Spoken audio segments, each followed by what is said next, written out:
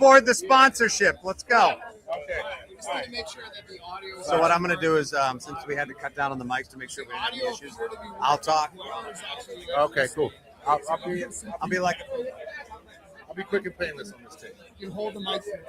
Also, what she said. Audio's good. You working? Okay, All right, we good, love it. guys? All right, starting from the top, whatever. All right. We should figure something get fucked up. Sorry for pardon my French. Jesus. Welcome to the Joint Pod. I don't want to do this whole shebang over, but whatever. First annual Joint Pod. We're at Pats Eagles. Everyone's jacked up. Tully's go. Here. Hey, let's go. Now we're loose. Hey, let's make some noise for these incredible fans over here as well. Honest to God, did you guys have to park in Franklin like I did? Like I pulled up, the Bass Pro Shop was busy like it was giving away free guns, bullets, and boats day. My God, there were so many people out here today. It had regular season vibes in the middle of August. Unbelievable. Oh my God. Well, again, so we're back. Thank you for everyone being here. We're doing, we have a lot happening. We just did the first 10 minutes of the show. We're going to redo it now. So, Joe, please, why don't you introduce what's happening today? Absolutely. So, guys, if you can hear me. No, okay. So we have a lot of podcasters, guys. We have LFG Pats Pod. We have Foxborough Fellas. We have Savage Boston Sports. We have Pats Pro, Pats Perfect. Literally everybody in the hemisphere of Patriots social media is here, along with special guests Fitzy, Tully, Banta-Cain. We got Tom Clayton. We got all kinds of people here, guys. I can't even list them all, but I'm telling you right now, you're going to want to tune in. Once we have audio, which we do now, it's going to be electric. I guarantee it. Thank God we have audio working and I don't need to do this a third time. But for the second time, we have some amazing raffle prizes here. If you're here, go right over to that corner. There's $10 tickets. You can win some amazing prizes. I'll get to that in a second. But all of the proceeds go to charity. All of this money is going to go to the Roberts program. It supports a great cause. We've got an A.J. Brown signed football. We have an A.J. Brown jersey. We have a Trevion Henderson signed football. We have 2 Super Bowl footballs signed by yours truly, Tully Banta-Cain. And we have a Drake May shirt. We have an A.J. Brown shirt, a hat. We have some signed photos. I could just keep going on with all the giveaways we have, but I'm going to stop it there. I'm going to hand it over to 2 people that need no explanation, both Fitzy and Tully Banta-Cain, 2-time Super Bowl winner, and Fitzy. Yeah, and the other and that other guy. Yeah, so let's give it up. We got the 2-time Super Bowl champion, and then we got Phil stand-in for Modern Family. We got Guy Smiley in real life. We got the saddest Kennedy cousin. We've got melted Mel Gibson here, and we've got Tully Banta-Cain. You don't need to hear from me. There's a reason why a radio station fired me 4 years ago, and I've been on living my best life ever since. However, Tully Banta-Cain, what's going on? And give us some of that action. You know what? I'm sorry. I just keep getting distracted by all of these grown-up children that are wearing like Transformers outfits and tattooed head to toe. Only these Eagles Philadelphia fans, just like these, the Wit and Whiz. Yeah, you guys have 2 of those. I have 2 plus 2 plus 2. I need 2 hands. You got 2 fingers. I need 2 hands. We'll get to that later. You guys call it water. You make us sound smart. All right. Anyway. All right. Tully Banta-Cain. Tell everybody about the BFL and what's going on with your brand new upstart 1,000,000 tons of sand football league that's going to take over Taylor Swift Town. That is right. The Beach Football League is the first professional football league to be played on beaches. And we're just excited, man. We've been a Rolling Stone, and now we got 2 weeks.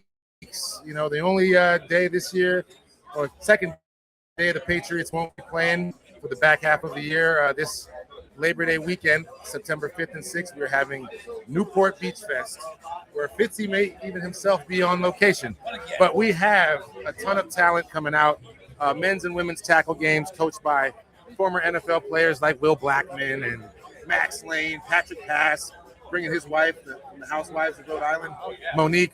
Everyone in Rhode Island is going to be there. We got a Grammy Award-winning DJ Wookie coming out to perform. Always let the Wookie win. We got to let the Wookie win.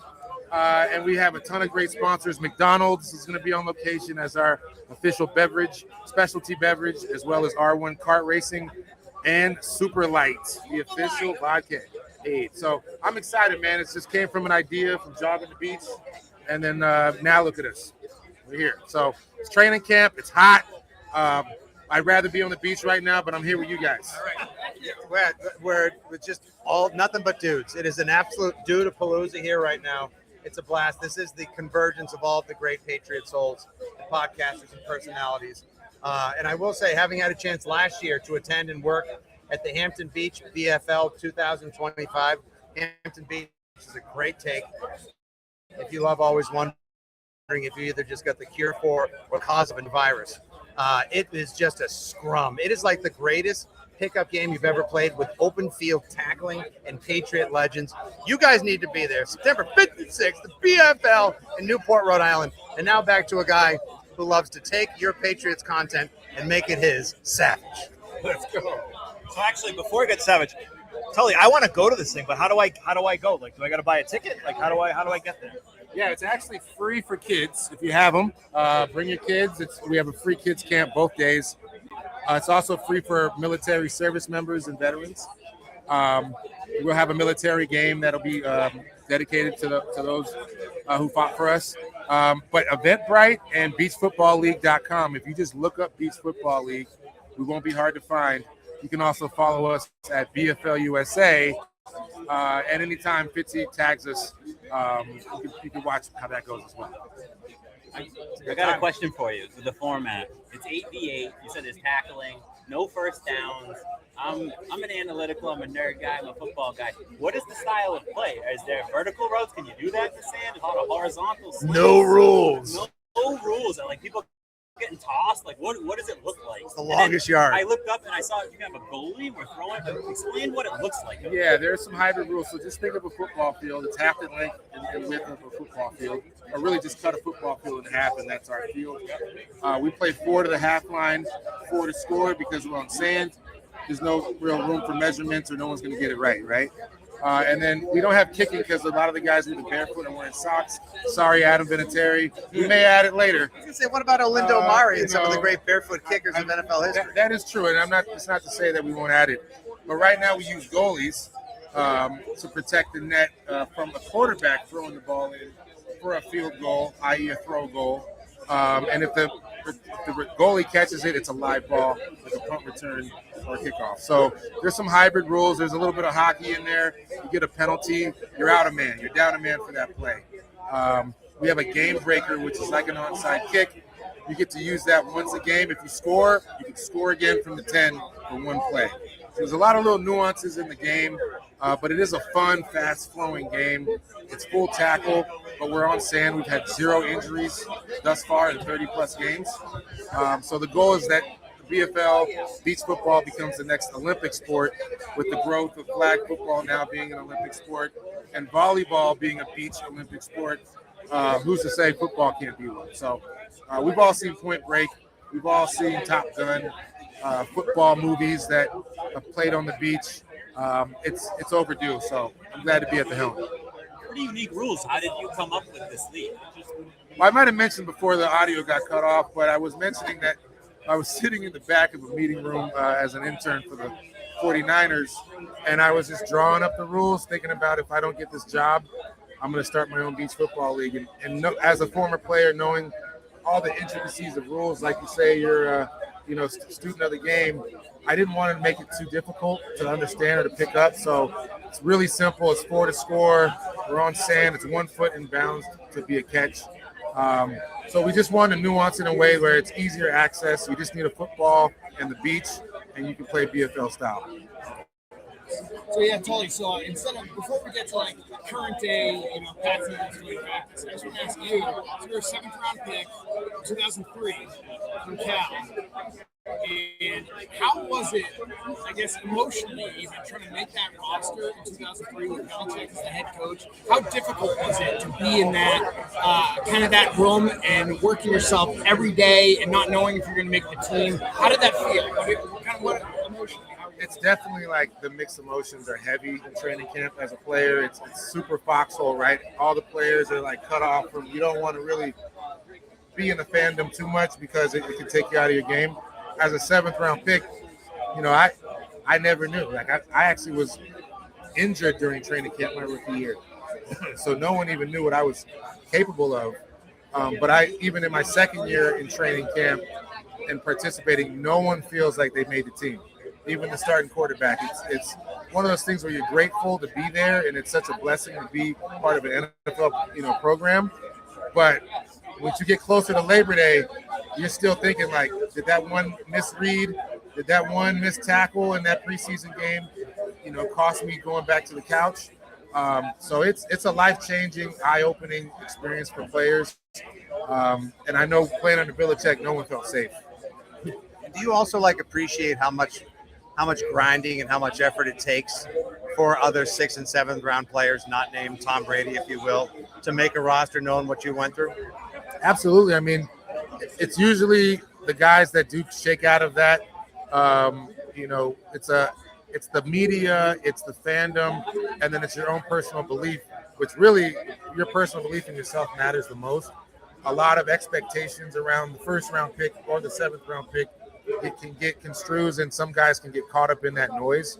But it's always great to see guys shake out of it, and you get the Julian Edelmans, right? You get the Tom Brady's, you get the later round, the undrafted guys, the Malcolm Butlers. So many stories of guys that, weren't expected to be what they were and are now household names, especially for the Patriots. Pats are going to probably have to rely on some later round, if not Udfa-style guys this year if they're going to generate a pass rush. We're going to be looking for the new Tully Banta-Cain, maybe even as much as this year, guys. Yeah, and that's actually leads me into my next question. What should we be looking for when we're down at training camp? What is something that maybe the common fan shows up and watches training camp and they're just watching football, but, a ball knower shows up and, we were talking before we got on the pod, where the coach puts the player out there in the reps. Are they leading off the reps? Are they stuffed back down? Should us fans read into that when we see a player that was on the second team rep get first team reps and then go back to the second team? Is that valid to read into, I guess? I would say yes. I mean, it definitely the picture gets clearer later in the year, or in training camp, where you're seeing guys either getting more reps because they didn't get enough, or it's because they were elevated. Obviously, the last game of preseason, which is now the 3rd game, you don't have as many games to put it out there. So you do want to notice, who are the guys that maybe weren't getting as much reps? Are they getting them earlier in the preseason? Or are they getting them later? Or you see veterans out there taking reps in the 3rd, 4th quarter preseason game. That's a big indicator that they may be on the bubble. But then you got guys who are coming off of injury too that coaches may not have got a chance to look at. So there's a lot of different things. Vrabel, I don't want to compare him to Belichick, but in some aspects, you never know what he's thinking. But you definitely know he's putting out his best product, and he's going to invest in his best, what he thinks is his best. So anyone that's getting reps, it's for a reason. A guy like Vrabel, who was basically became Day-Old Donuts and was kicked to the curb by the Steelers, finds a second life here and becomes a borderline Hall of Famer, a household legend around here as well. He'll always appreciate guys like this year alone. We'll say the Swinsons and the Ponders and people that no one even heard of before draft day, let alone when the waiver wire came around. Yeah, Khalil Jacobs, right? I think, tell me if I'm wrong, and I am a lot, so that's why people talk to me. But when's the best time to flash? Is it practice? Is it during the game? I think the answer is always. Always. Anytime you're given an opportunity to treat every single rep, whether it's against the Dirty Birds from Philadelphia, a random rainy Tuesday, in the meeting room, or under the bright preseason lights, that's when you got to show up and show out. And that goes for everyone, even the starters that, or you think are the assumed starters, right? The reason why they're in that position is because every rep matters. Every film study, every little detail to your health, how you're taking care of yourself, how you're hydrating, everything it matters. And some guys do get some leeway as rookie or younger players that have a ton of upside. I've seen guys that definitely were slow starters, and then they definitely, their talent and then their actual ability to be a pro came into play. But training camp, it's really, anyone can have a bullet with their name on it. On cut day, and so, or even to get traded. Lori Malloy was traded, at the very end of my training camp. And when I came back from the Niners, Richard Seymour was traded at the end of my training camp. And, so there's always a surprise at training camp. You never really know if there's a guy who's really playing well, he might be trade bait. So I know you were on the defensive side of the ball, Tully, but I have to ask you the obvious question. You played with Tom Brady. You see what Drake May's doing out there. What do you see in Drake May? What do you think makes him special or makes him, in the same kind of conversation? Obviously, a long career needs to happen before he's in the same conversation as Brady, but from a skill set perspective and what you've seen, what do you like in Drake May? He has it all. I mean, you can't really say that about Tom until towards the end of his career, right? But Tom, didn't have the measurables Drake did coming in the league. Obviously, the athleticism, but then the ability to just go out and make a play. He had a tough Super Bowl, and I'm probably sure he's not getting as much sleep as he did last year. But his willingness to compete, I think, is on par, and his, I think taking the game as serious as he can, where some quarterbacks can take things for granted. He had that year with Mayo. He had last year. So his trajectory in comparison with Tom's is pretty on par for the course. Let's just see how he bounces back from that loss in the Super Bowl. As somebody who always tries to spin a negative into a positive, call me crazy, but not that anything would have been wrong with a 7th Super Bowl and Mr. Kraft having spent a couple $1 million to demo the end zone. But to me, seeing how well things have gone for Drake, all the sophomore season, the miraculous run they made last year, going 14-3, I'll spin the negative and a positive. I think in a lot of ways, losing the Super Bowl, but more importantly, not playing his best, not looking like the Drake May that everyone fell in love with last year, not looking like the North Carolina Superman that he was. I think that is going to light a fire under his soon-to-be very well-compensated ass to make him play even better. And they surrounded him, I think, with the weapons, the assets, and the talent this year to really take a game that already is at the next level, next level. I want to ask you about rookie draft pick Yakis.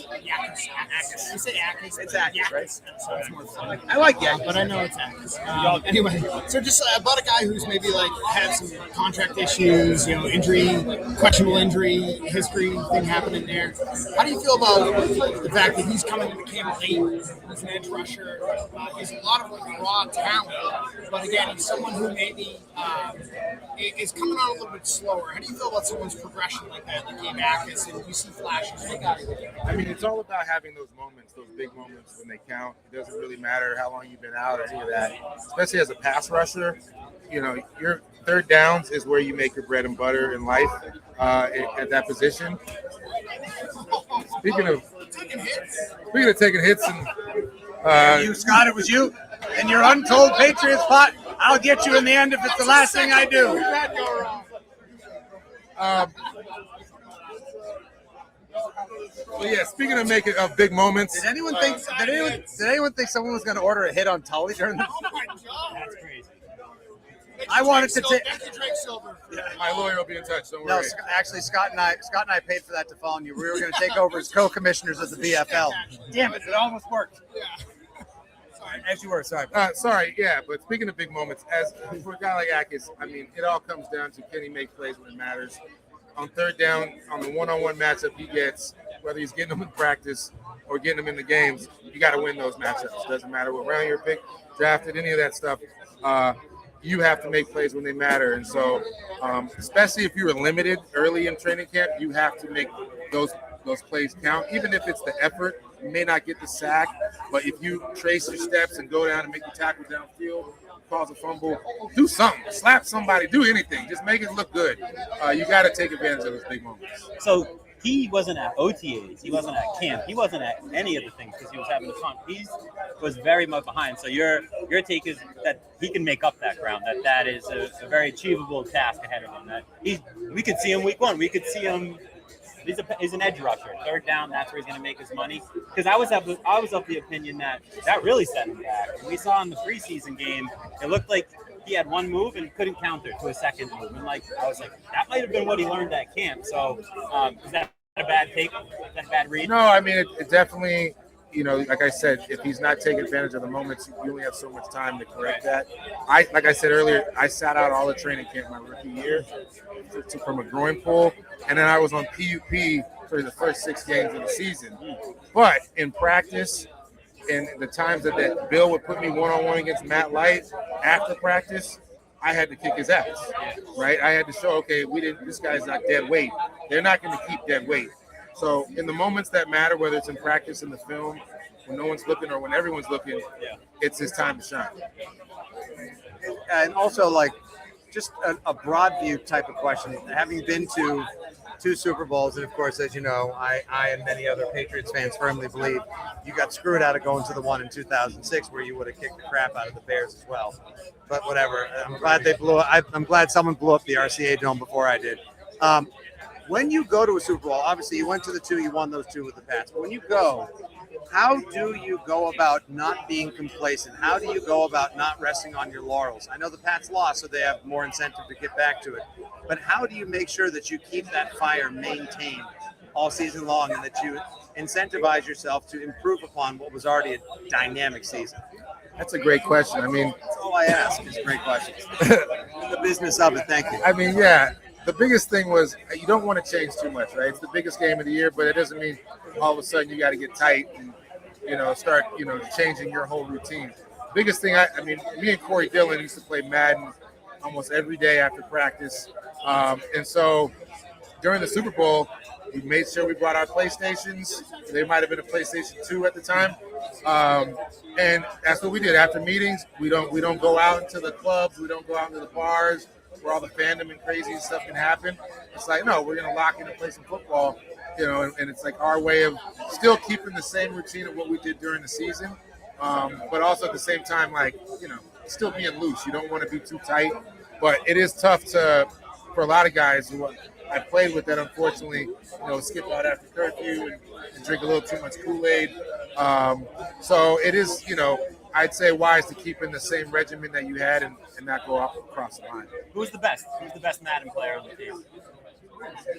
Well, I mean, I'm going to say me with my own I bias. expected you to say but that. So who's the second Rodney best Harrison beat me on the Jumbotron. They had us playing on the Jumbotron on the 50-yard line, and the PlayStation glitched and died out in the first half. So we had to start the second half fresh, and he got away with the win. Were you kicking butt, though, at the first time? I was beating him in the first, I thought so. But he probably paid someone to pull the plug because they didn't want to lose to you. See, that's the, if you know Rodney Harrison, that's not far-fetched. Competitive advantage guy, 110%. I just want to say PS2 was the best Madden ever. Like that PS2. I think 2004. 100% best Madden ever created. But Fitzy, I have to switch gears here a little bit. I heard you're best friends with Ted Johnson. How's that relationship going? Listen, guys, this is Ted Johnson's worst nightmare right now. A bunch of Instagrammers and podcasters who just wish they could make it to the radio to, share their thoughts and feelings about football and their fellow fans. So I just appreciate that we have the chance to, come together like the non-traditional media people that we are today. But wish you well, Ted. That got awkward for everyone, just like every day. Shout out to TJ, man. Yeah, shout out to everyone. Hey, we wish them all well. Thank you. Thanks, everyone, for your Super Bowl. Question again. So, just back, because this is one of my favorite teams of all time. A lot of us guys were after like 2003, 2004. Greatest, my favorite teams of all time. I think one of the best teams in football history, especially in 2003. Can you just tell me how much of a dog Corey Dillon was in 2004? How much of an impact he had on the rookie game? Not taking anything away from Antoine Smith in 2003. Antoine Smith was great. Corey Dillon in 2004, he came in. He had like 1,635 rushing yards, something like that. Just an absolute insane monster. The most angry runner I've ever seen. I want to say like 16 touchdowns. Tell me about Corey Dillon. Corey was a beast, man. I mean, he's one of those guys that, you would never the way he carries himself is kind of like he's a chill guy. He's not like the most rigid, serious player, but in between those lines, man, even in if it was like a 3/4 speed practice, he's stiff arming you, he's making everyone look silly out there. And then Rodney, speaking of Rodney, is the kind of guy that he's going to test a guy like Corey early and often. And Corey put that to bed early, right? No one was meeting him in the hole. And he, Bill's biggest thing is he wanted Corey to stay in shape. So he had Corey finishing every run, like a Jerry Rice style, to the end zone every play. And so when you get Corey Dillon at his, in his best shape, and coming hungry out of Cincinnati, I mean, we felt it all in the locker room that this team was going to, probably go all the way. And saying how I almost felt that last year, I was maybe one of the only people to predict Super Bowl. But I don't want you to pull a lat or anything, but yeah, I mean, it's certain players can shift the locker room, right? And Corey was one of them. He was one of those guys. We got Randy Moss, same thing. Immediate temperature change when they arrive, like, oh, elite level talent is in the house. Exactly. That's what it is. It's like those are the kind of guys that take the air out of a room. They're already respected once they walk through the room. They don't have to really earn it, right? And then, like I talked about earlier, some players can be, just good. Some players can be great, and it's how they practice, how they do things. Corey's my boy. Like, I didn't see it coming from him just as how he carries himself. But when he's strapped up and in between those lines, totally other animal.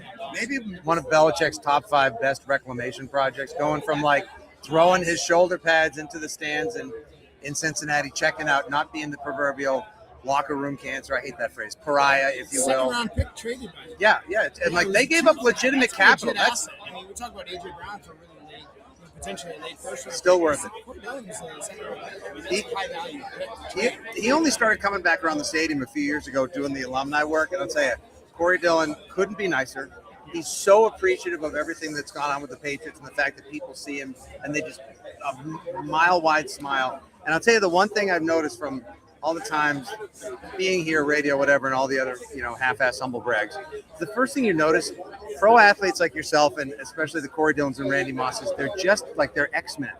They're just like Corey Dillon's hands look like they could like grab, like just crush like the other thing, like, oh, you're so strong, you can rip a phone book. Like he can crush a coconut, like big, huge hands, tall, and just like he's like, I don't work out anymore. Meanwhile, his shoulders were still up to his ears, like.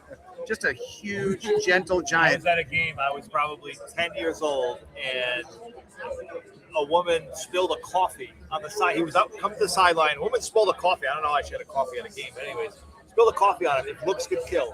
Like he was, I can almost guarantee he's a man of few words, right? But his eyes. You get those eyes, man. Well, yeah, and I mean that was that time of that team. You talk about it being one of your favorite teams. I mean, I was still a young player at the time, 2 years in the league, but my linebacker room was Mike Vrabel, Ted Johnson, Teddy Bruschi, Willie McGinnis, Roman Pfeiffer, Larry Izzo, just like head coaches and assistant coaches everywhere now, right? And then just all around, you got Kevin O'Connell was a backup. Cliff Kingsbury came in my draft year. Just so many like leaders in that locker room. We could ask you we could ask you like 1,000 questions about this. We have a couple more minutes, but first off, I just want to say, first question, and you can answer quick if you want. Did you realize you were in like a historic locker room? Like when you're there, where you're like, this is a crazy talented locker room between Tom Brady, this Deion Branch, like Troy Blake, whatever. Like this offense is historic. David Gibbons and then the entire defense. Rodney came in 2003. Did you feel that in the locker room? Did you know you were there alongside? I did. I mean, I my first 2 people that I met was Anthony Pleasant and Richard Seymour coming through the locker room door. Richard Seymour, unbelievable. Yeah, and and I'm just like, I was a defensive end. I thought I was maybe a like defensive in end. history. So we're just watching. Also another gentle giant, but like again.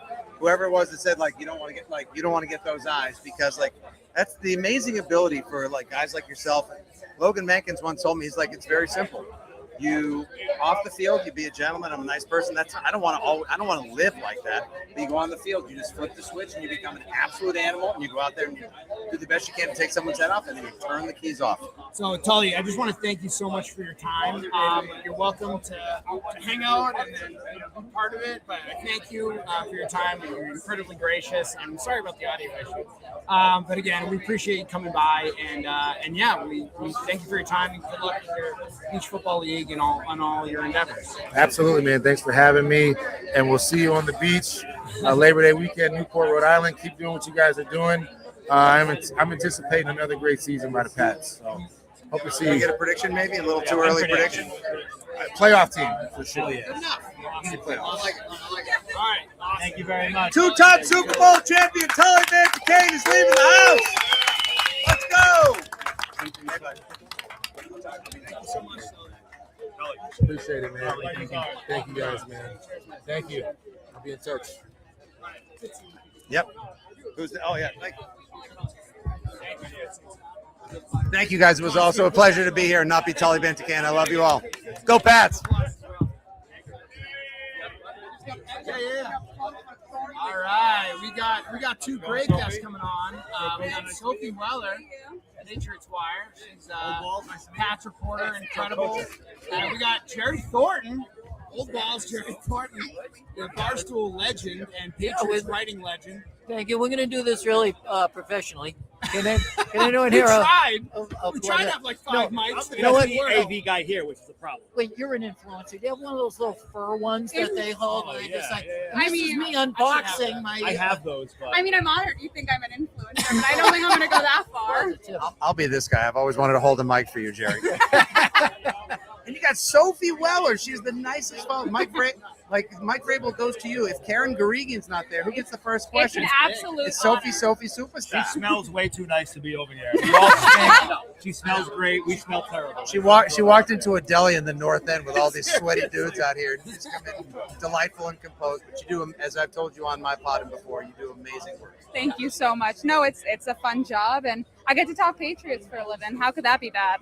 And this is Sophie and I are going to debut our celebrity couple name we've decided. Because last year the Patriots press box put us side by side for the playoffs, and we decided as we collaborated that we're going to be Jofi.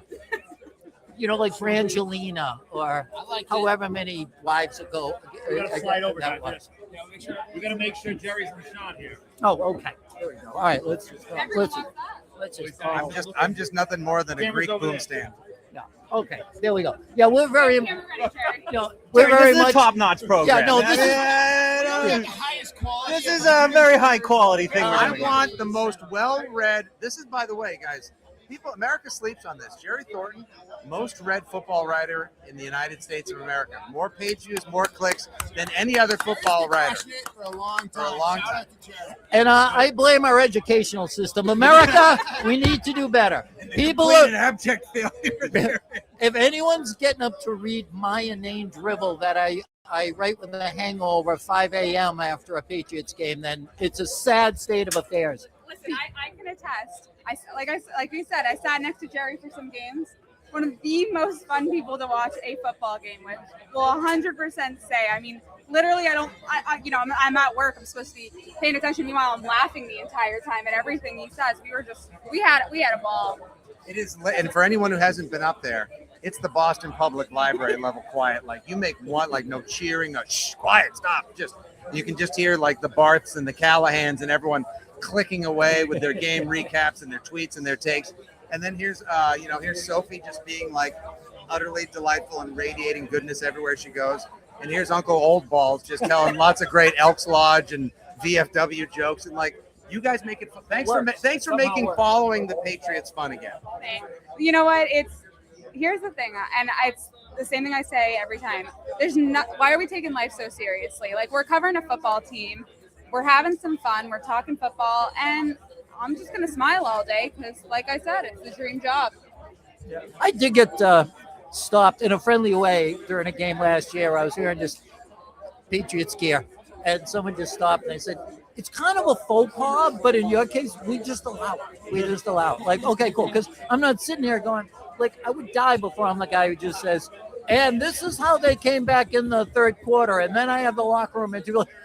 Unlike certain Boston hosts of afternoon drive time sports shows who think we all secretly long to be journalists.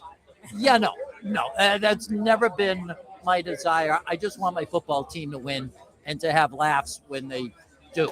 If you're not thinking if Drake May has like a game-winning drive after throwing 3 picks early on in Cincinnati, including a pick 6, and which scene from John Wick 2 that reminds you of, then you're doing it the wrong way, Jerry.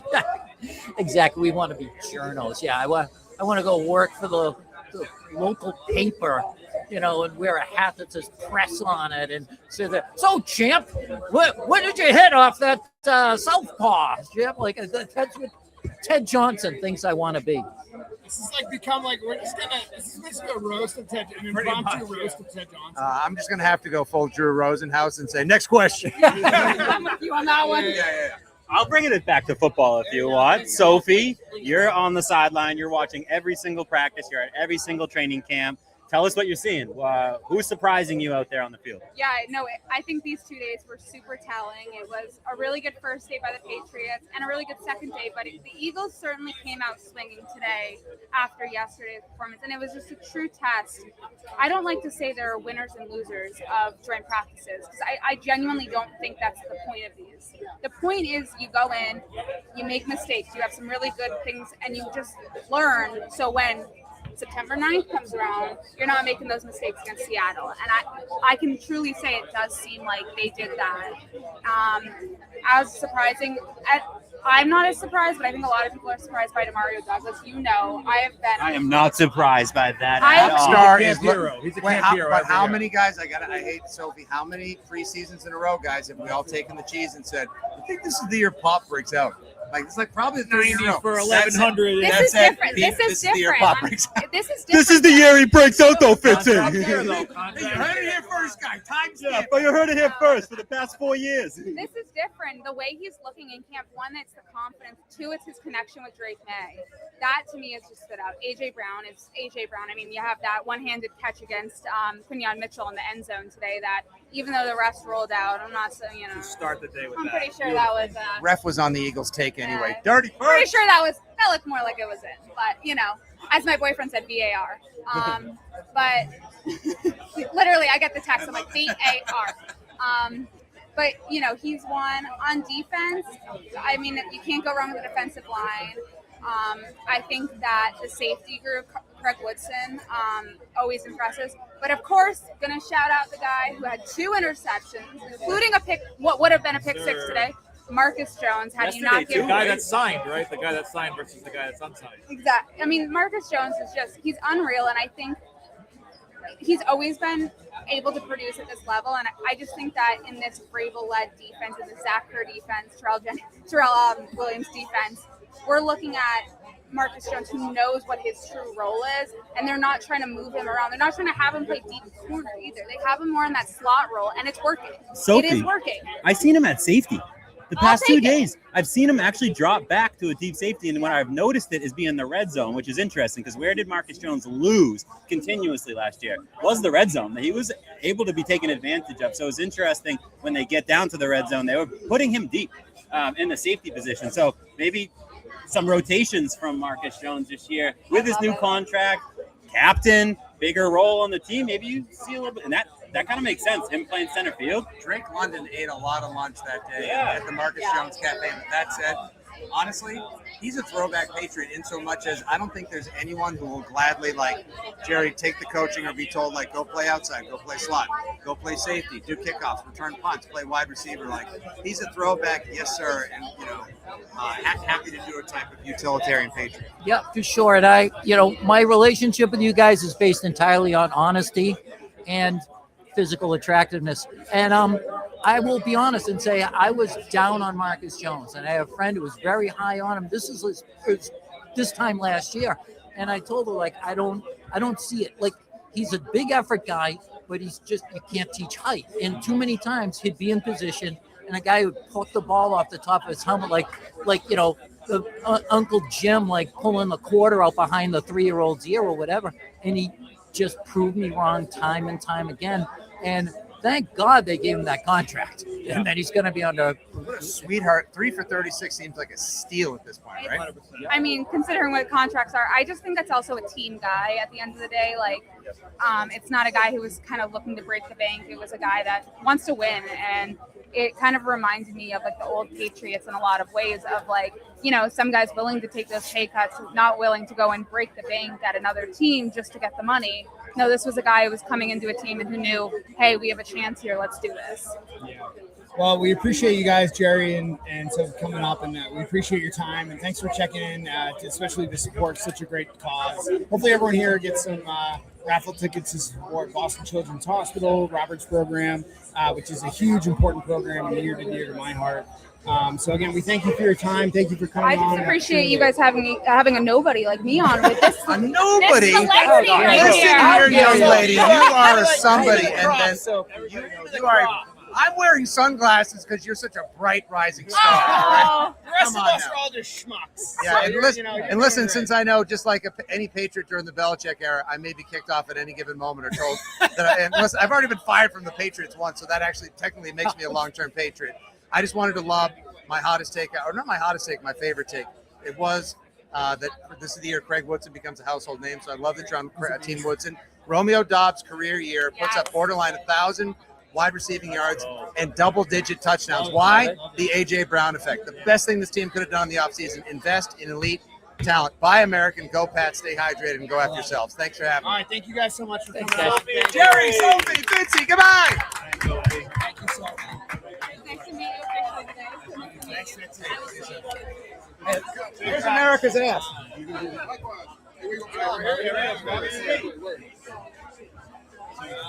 What's up, guys? We got Thomas Claiborne. How we doing? All right. Oh, we got to use the mic. Yeah, we got John from Pats Pro. What's up, Tom? How we doing? Hey, I'm great, man. This is good. Good to be here. Yeah. What's we appreciate you coming by. First, did you actually get a chance to watch the practice today? Hey, so you know what? I actually got to come last week. I saw last week, and it was awesome just kind of watching the boys get after it. Drake looked so smooth and poised, you know what I mean? And then with all these new weapons that he's got, I think he's got a good path to, get us, double-digit wins again and maybe even go ahead and snatch that MVP. So you were on the Patriots in 2010. Yeah. Right? Yeah. And so in 2010, how do you feel like just generally the talent level, which I know the talent level this year feels a little bit, No doubt. it stepped up a little bit. Yeah. Right But so now, this is what you got to compared understand, though. 2010, Yeah, that was different, right? You're talking about like all-star type talent, right? So that was the year that Gronk and Hernandez were both drafted.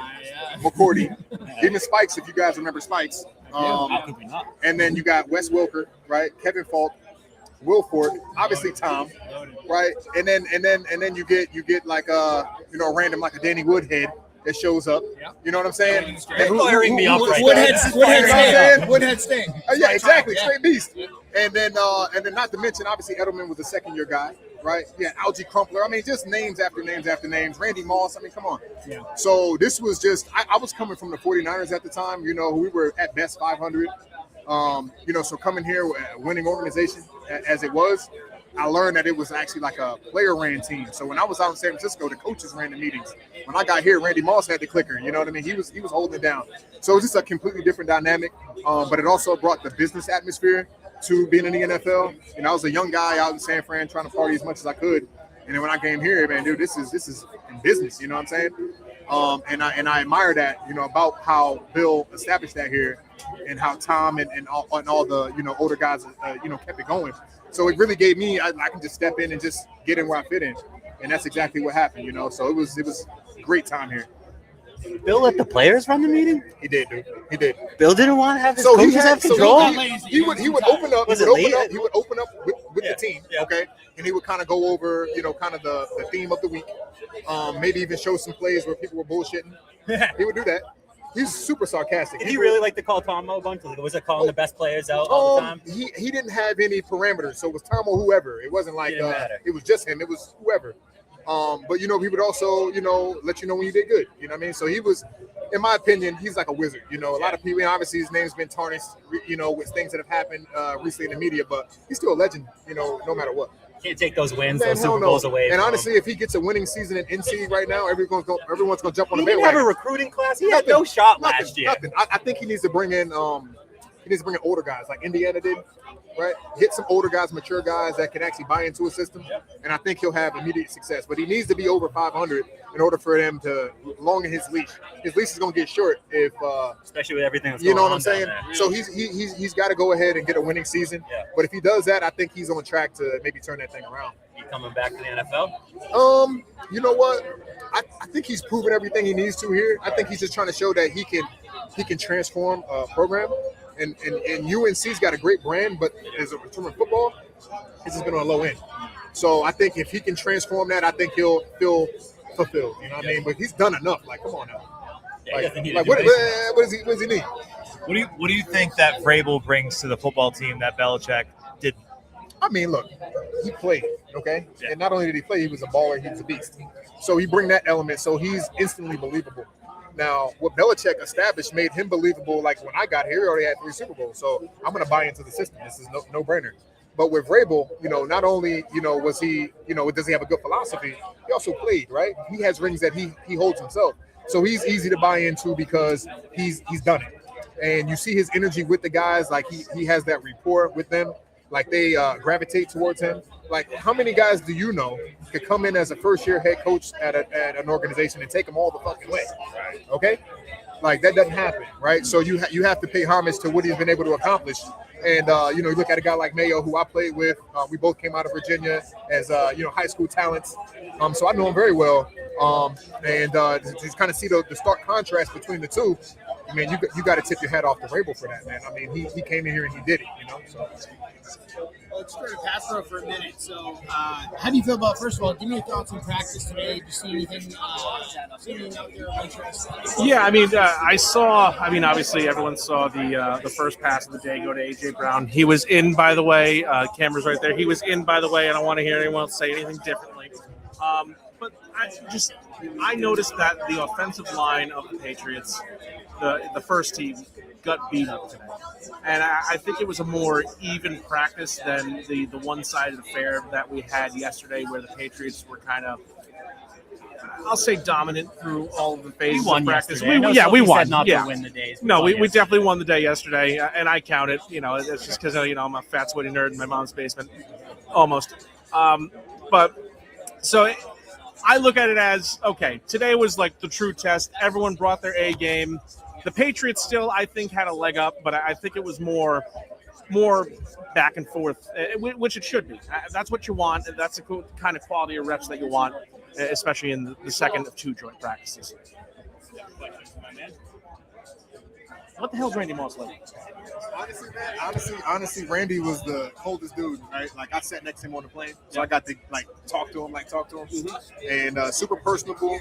What we would call country as shit is what we would call it. But man, had stories for days. Was like a real team dude. Like, when I came here, this is like we had maybe like 6 or 7 months loaded. So every rep for me, it needed to count. And so I never asked him to do it, but he would always run my runs over and over and over and say, good run. Like, he didn't have to do that shit. But he would, though. That's what I'm saying. But he would, because he was promoting me, because we had a good relationship. We were talking on the plane. He got to know me, and he's like, dude, you're a baller. So he would make it known whenever I made plays. And so I was very appreciative of that. And he goes down in history as obviously one of the best all time. But a lot of people don't realize how good of a person he is, and I can speak to that. Yeah. So let me ask you a question here. Were you ever on the lowlights with Bill in the main practice? I'm sorry to put you on the spot. That's fair enough.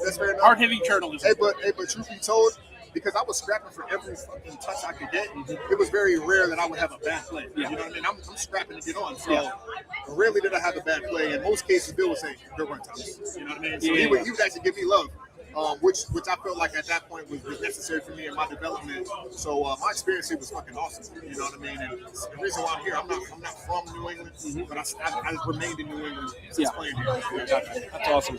So, boys, I actually want to pose a question for you. If you had to pick a player, not Gonzo, overall of camp throughout the last 3 weeks, you can't pick Gonzo, you can't pick Drake. Who are you picking? Can't pick A.J. Brown either. No. So who are you picking? It's Marcus Jones, and there's not another name that you can possibly say and me take you seriously. Back-to-back pick sixes on Jalen Hurts in joint practice. That's because Jalen Hurts sucks. Barth had a good point, right? He said it's about stacking days, and I agree with him, stacking days. But when it comes to joint practice, that's like a measuring stick day, right? To see if you stacked those days and do they translate against somebody else. Marcus Jones has absolutely balled out. If I'm going to pick one name that's not the superstars, it's Marcus Jones. And maybe he just becomes a superstar. Maybe we're going to I think he is a superstar.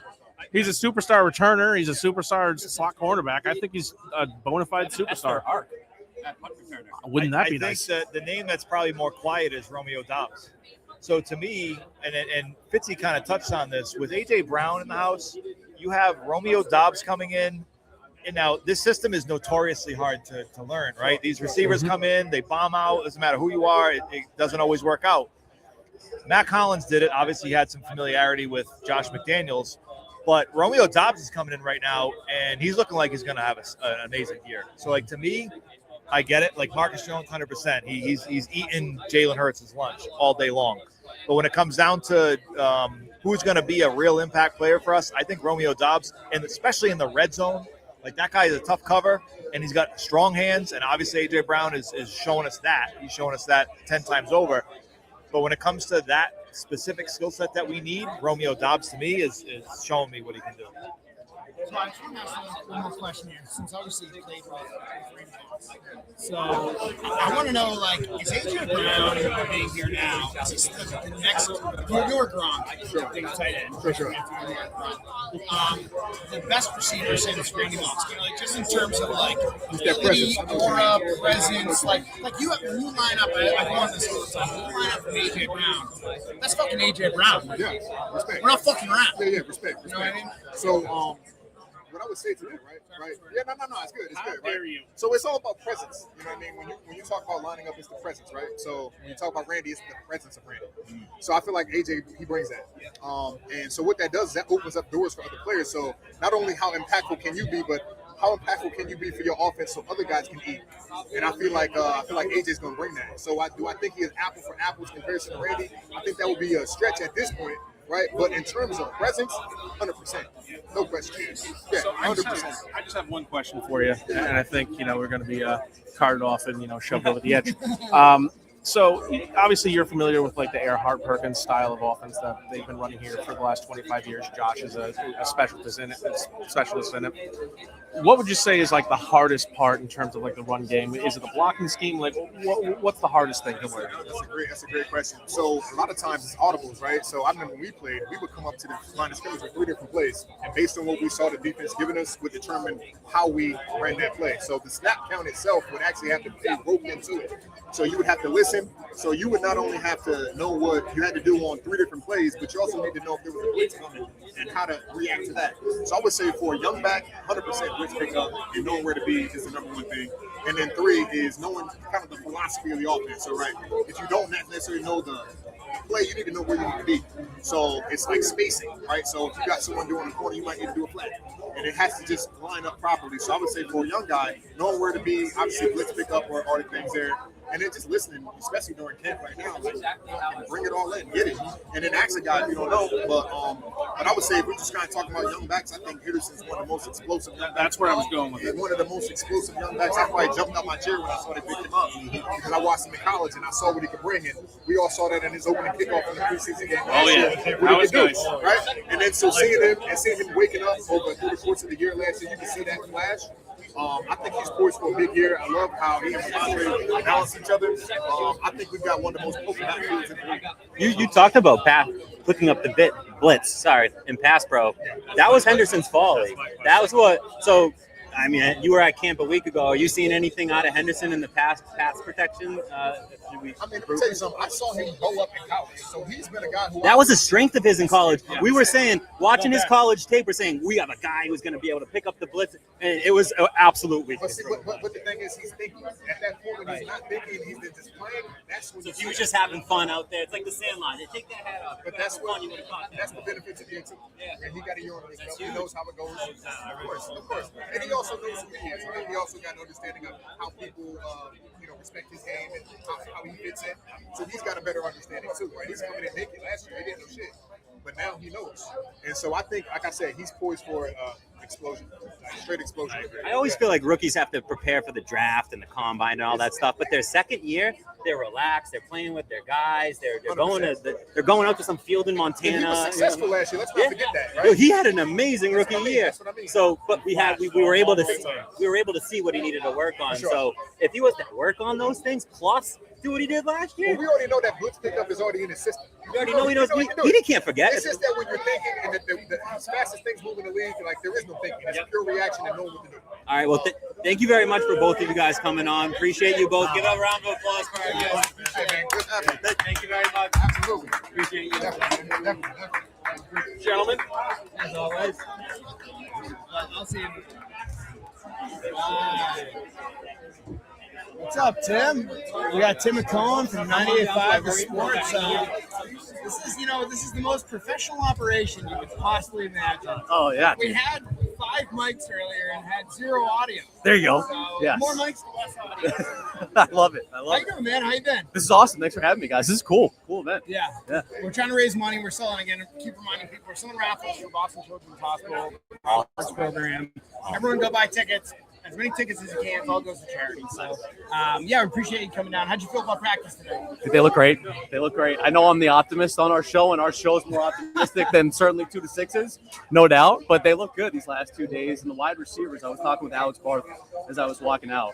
It feels like Dobbs over the last week has really made sort of a leap as well. And then A.J. Brown is A.J. Brown. And so, yeah, I mean, you have reason to be excited right now if you're a Patriots fan for sure. Do we think we saw a better day out of Dobbs today because it was red zone day and Dobbs is an absolute goal line all of his touchdowns, most of his touchdowns last year came from within the 5-yard line. It's a great call. Yeah, absolutely. And Zoe mentioned it as well. It felt like he was comfortable in the red zone today too. He's also, I mean, this is, again, do a little research, Tim. Fair enough, but he's a lot bigger than what you think he's going to be. The first time you see him, he's a big dude too. When we signed him, I thought he was small. Yes, for some reason. I did too. And he's the guardian. Yeah, right. He's not. He's a big guy, and so again, him with AJ Brown. Like I just look at the leap that the offense I expect to make this year.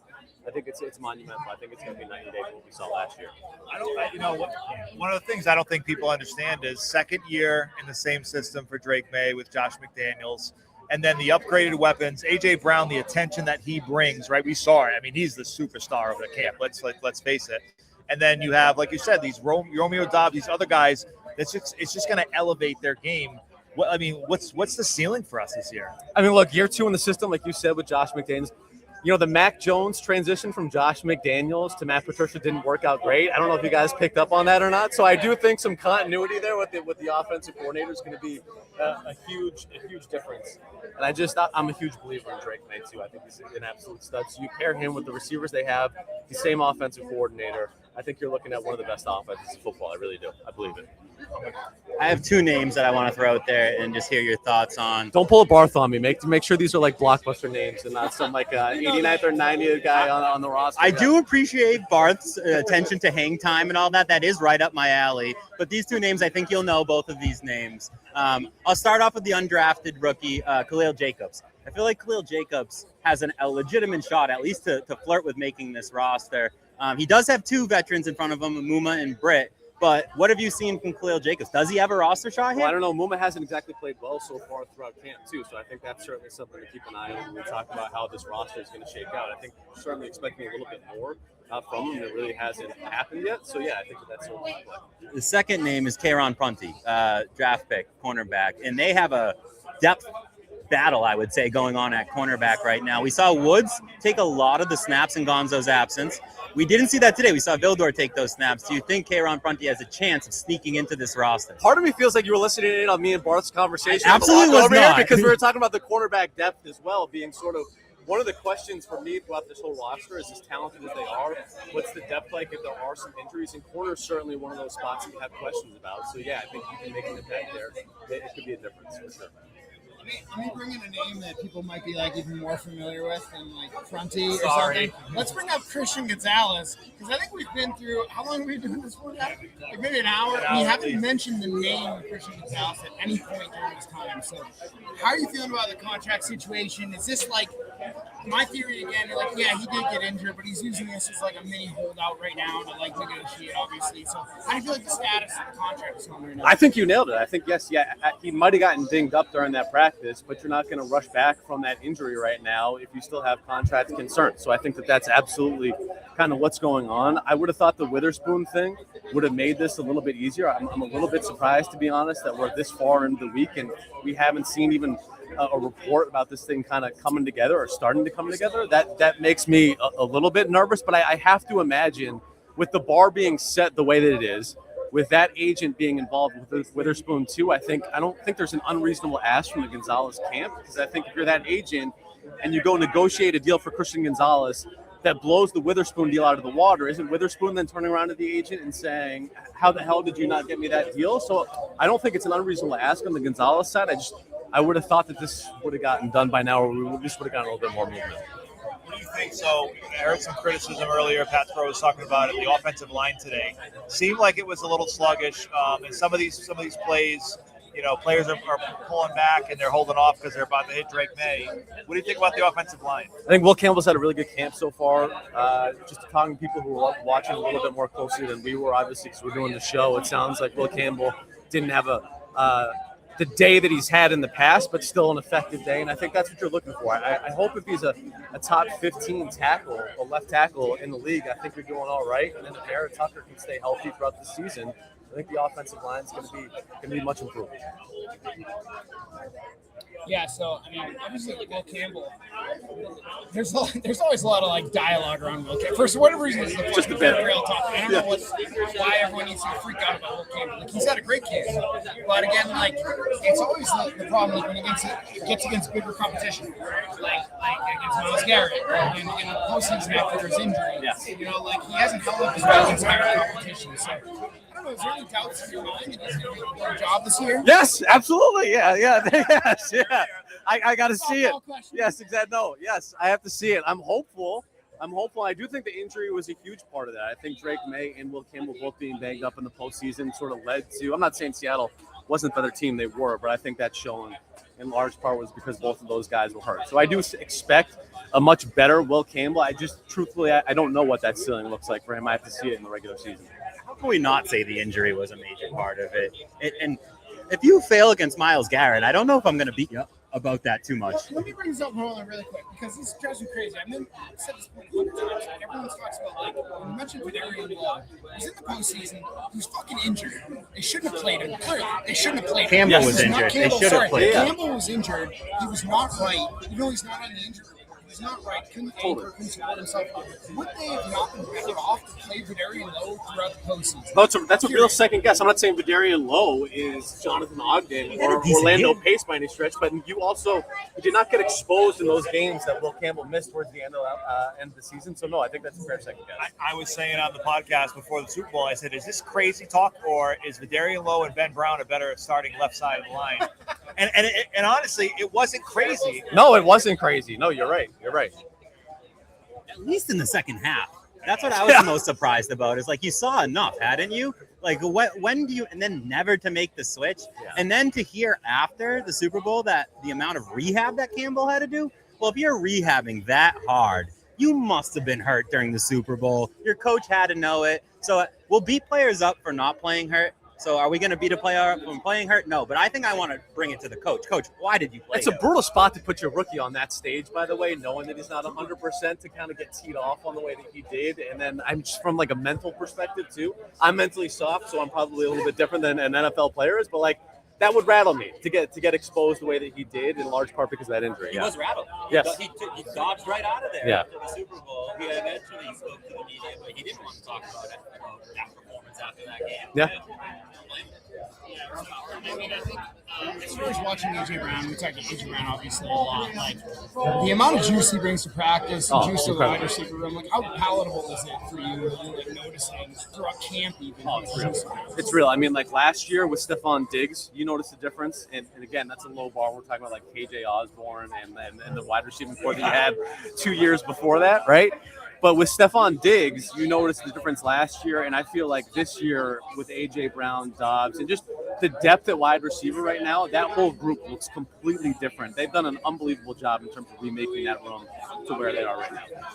Yeah, I can't imagine. I mean, it's such a far cry from 2024 in the Mayo season. That's what I'm saying. I think we looked back. I think it was K.J. Osborne, Pope, Baker. Was Tyquan Thornton still there? I think he might have been, right? Yeah, what a group. Awesome, yeah. Well, we thank you for coming on, Ted. No, thank you guys. I appreciate it. This is awesome. And thanks for bringing attention to it. Again, we're trying to raise money, cause some children's hospital as much as we can. So we appreciate your time. Thank you so much. No, thanks for having me, guys. Appreciate it. Thank you. Awesome.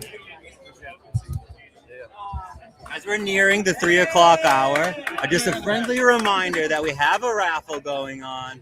And it's right over there. It supports a great cause. We're about, 10 minutes from pulling the numbers. So you have to be here to win. If you're here right now, go buy a ticket. You'll definitely be here in 10 minutes. Chance to win an A.J. Brown signed football.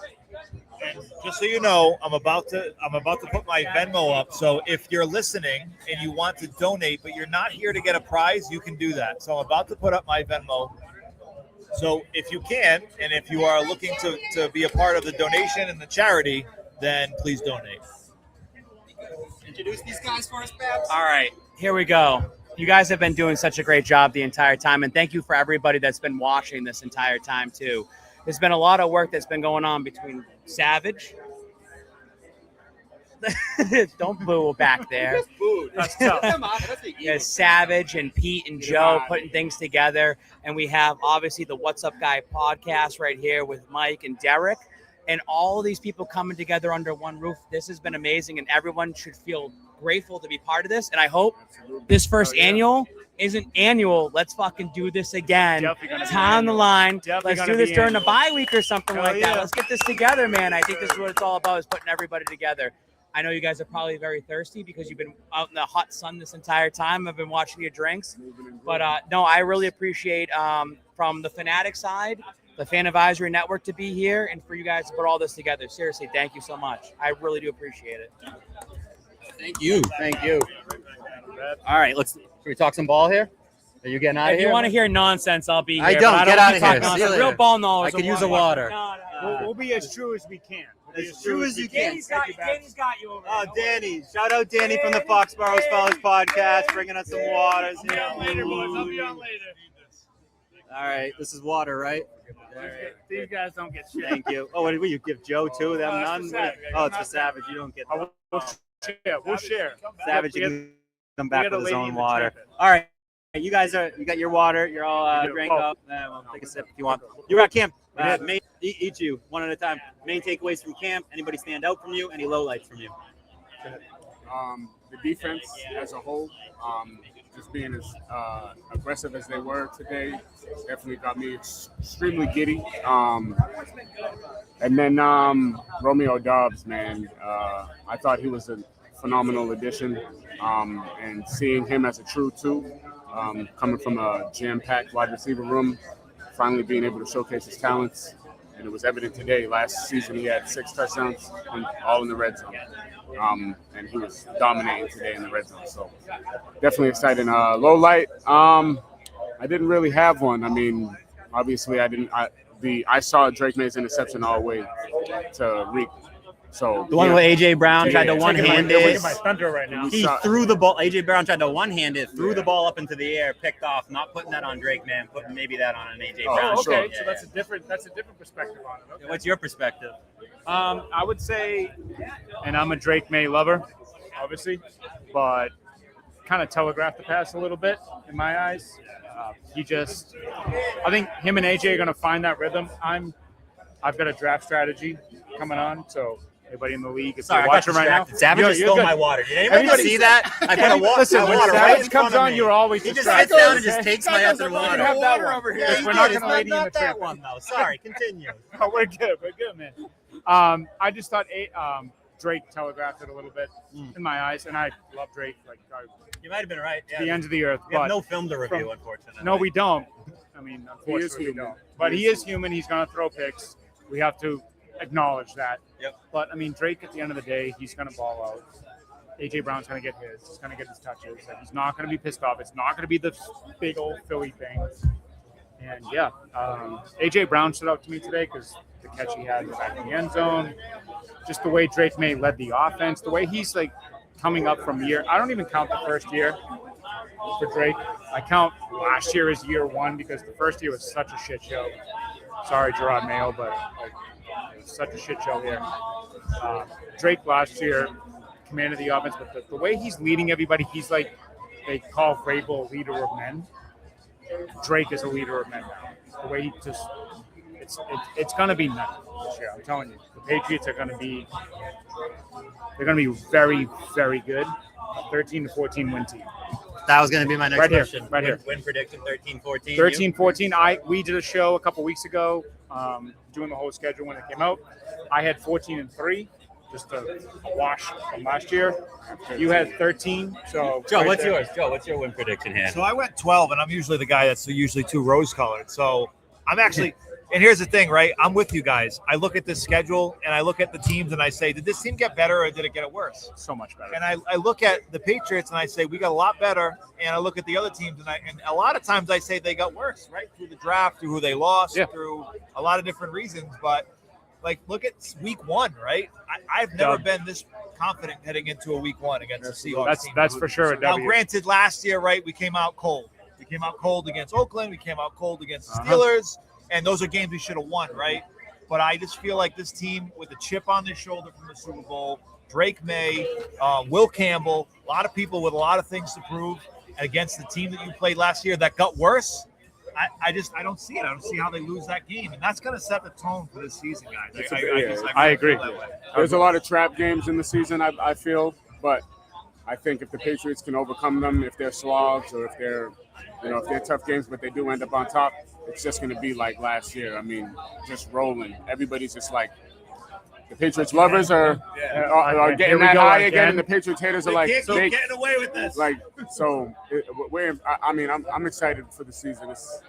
I'm at 11 wins right now, Okay, which is still the over. It's respectable. It's still respectable. I think this team is a better team. I don't think there's any debate about that. This team's more experienced. They're going into their second year with the coaching staff, and they just have better players, flat out. They're going to have a worse record by 3 wins. Which is fine. More win, maybe I'll more take than the that. 11 wins. Yeah, this is a much harder schedule. The team now has a target on their back. Yeah. The other teams know who Drake May is and what he's capable of. To your point, the rookie year was a wash. I bet the other teams looked at the film, probably felt somewhat similar, right? Like, are they going to do the Gerard Mayo stuff, or are they going to come out here and look like a complete team? So I just feel like last year was really like the first year. That's And right. This Absolutely. is like the second year. Yeah. That's how I look at it. I think we definitely got better, but when you win that many games and you go to the Super Bowl, you have a much harder schedule. My question to you is, Yeah. what game on the schedule stands out to you like, that might be a loss? You know what? I think the random loss I'm circling is the Vikings Thursday night game. I hope Coming not. off a We're gonna Sunday be here night, for that one. coming off a Sunday night Bills game, there's an opportunity for a letdown there. Brian Flores, nasty coach on defense. Sure. Such a savage. He's absolute Such a savage. savage. We But know, he's a we know genius. him all too well, right? Absolutely. So Sure. I think the Vikings game, because you could say Bills, you could say Broncos, like those are Those are layups. too easy. Those are too easy. Too The easy. Vikings game is the one where you're like, You have to respect Flores. And You they're have the, to they're the respect him. opposite of the Seahawks, right? Like the Seahawks is like, we're going to be vanilla and we're going to beat you no matter what. We're not going to trick you. We're doing this thing and we're doing it. rushing Correct. for and we're gonna. Brian Whoa, Flores it's is the straightforward. exact opposite. Brian Flores is like, you're not going to know what the fuck we're doing. Exactly. And so to me, I agree. I think that could be a trap game. I'm not a Kyler Murray guy. I'm not a believer in If their he's the offense. If he's even the quarterback at that quarterback, Right, who who knows? knows? J.J. So, McCarthy. Probably Either won't way- be JJ McCarthy. So Right, either yeah. way, I have no confidence in Kyler Murray or JJ McCarthy coming in this place on a Thursday night with the lights on in December and walking out here with a dub. I think There's Kyler Murray no way. has a little bit more, I think, better chance than JJ McCarthy certainly. He would, but I mean, like I don't believe in. Vikings, He's running- I know- he's running I know with we him. have Jefferson, but like I agree though. I think they screwed up when they let Darnold go. I mean, that was a massive error on their Absolutely, in for sure. their GM. And now but- they're putting all Yeah. their investment in Kyler Murray, who has motivation from a picture he took when he was 6 years old. Like, buddy, hopefully Call of Duty doesn't come out. you're that the week. same size. the new We're the COD. same size. Actually, you know what? The new COD comes out in like November, usually Veterans Day. Just So don't let it be that week. Just don't let it be that week. Yeah. I find the Patriots Seahawks game to start the season. It's almost like, to me, that's like a trap game for the Seahawks. Like, I think that's like a Seahawks trap, not a Pats trap. You know what I mean? Like, I think I it's see. all day Seahawks. We have a dub. I see it differently. So the defenses are usually ready before the offenses are ready. And what do they have? They have prolific defense. It might be the best They do. defense in the entire do. league. I agree. Our offense hasn't been tackled yet. Their defense is going to come out ready to play week 1. So I'm a little scared. I think it's more of a trap game for us because our offense isn't going to be ready as an offense is when they're hitting their stride. Where Sure. the defense can come out week 1 That's fair. flying. So I think, if anything, maybe you want to take like Seattle first half. a lot of Because Eagles fans the here first today. the first half might be Yeah. all Seattle, and then maybe the second half is more Patriots. But And it's we will also- see. It's also the first Super Bowl rematch in some years. In forever. And a lot Right? of A Which one? Wednesday So game. Yeah. Denver, Carolina. I think. That was A the lot of last one. anticipation building up for it. Well, thank you guys very much for coming on the Appreciate pod. you guys. We appreciate So you much. very much. Go Thank you, guys. Patriots. Hell Thank yeah. you As very always. much. What's As up, always. guys? Pod? Yes, sir. Cheers. I'm looking at my bullet. We already did that. Already shook hands. What's up, guys? Hey. What's up? What's up? We're gonna do a good job sharing this microphone for sure. Yeah. Cram it in, guys. Let's go. Okay, I've got good breath. We'll pass it around. I'm worried about this. All right, we have a slew of people here. I'm going to introduce Scott, and then I'll have you guys introduce your lovely selves. Scott Prusek, Untold Patriot Stories. Been hanging out with him. Me and him have been sitting next to each other every single day for the past 2 days, watching both joint practices. Welcome to the podcast, Scott. Thank you for having me. It's an honor to be here after some of the guests we're following. Yeah. If you don't mind passing the microphone right on down, tell the people where they can find you online and your name.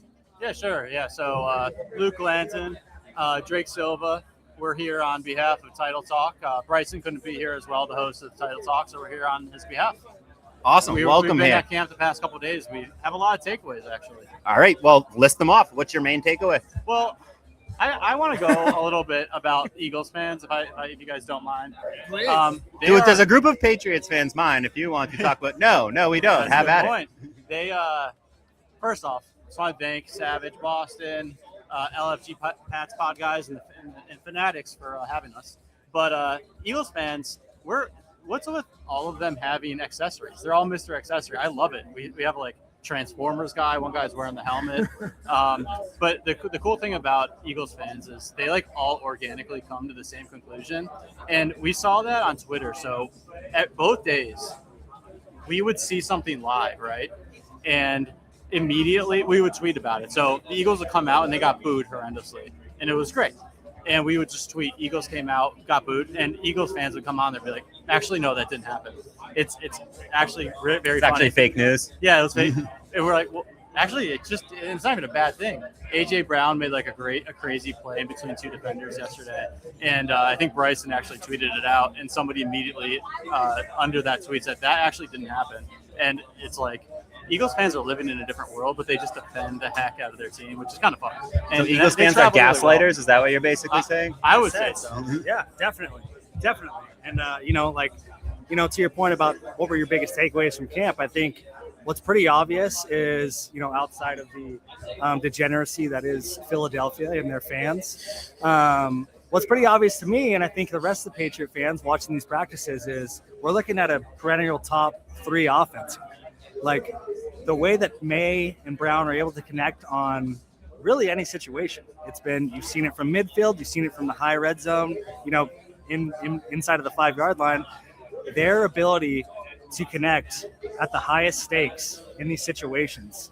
Third down, doesn't matter the distance, doesn't matter the pressure. That's been the biggest takeaway from camp. And then on kind of a negative side of things with we got some Eagles juice now. We got Eagles juice. State of Philly. Yes, sir. They can take it, which I actually respect greatly, by the way. This is what we're doing. We love it. We love it. He's been summoned, apparently. What's this degenerative talk? What's the degenerative talk? We hear you inside. Let him go. We hear you inside. We're outside now. I was trying to have a lobster roll, but apparently I can't. First off, I did not say degenerate. I said organic.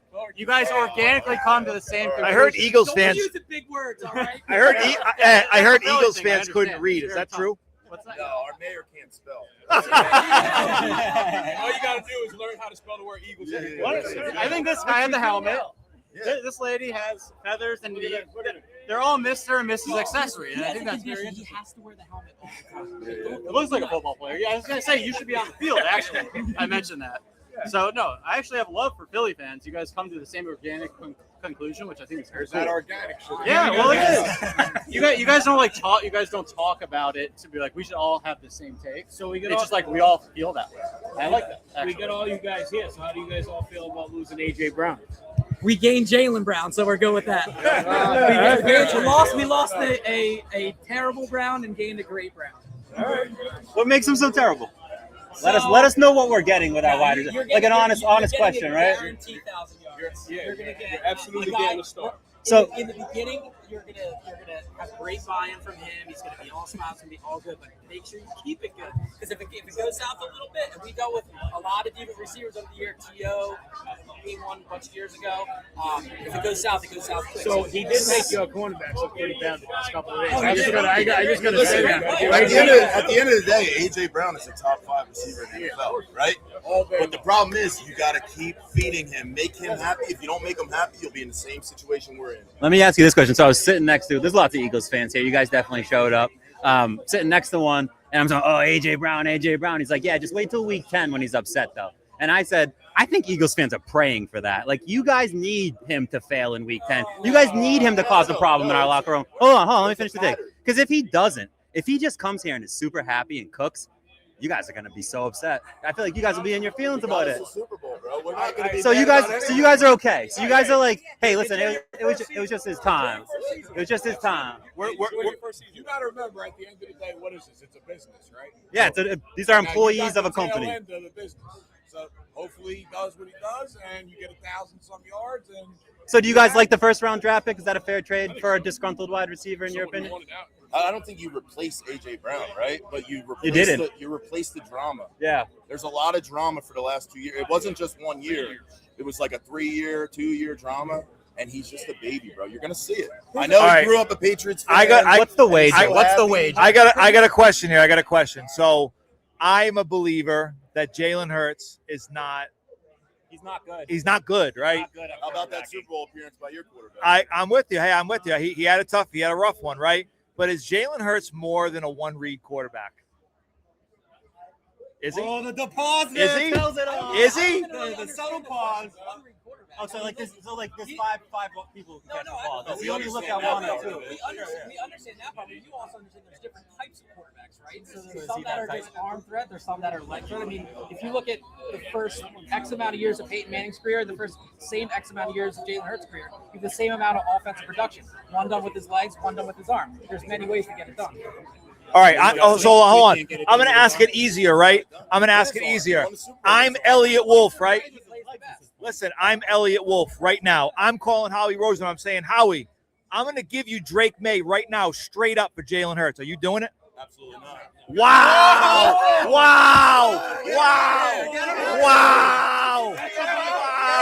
You heard it.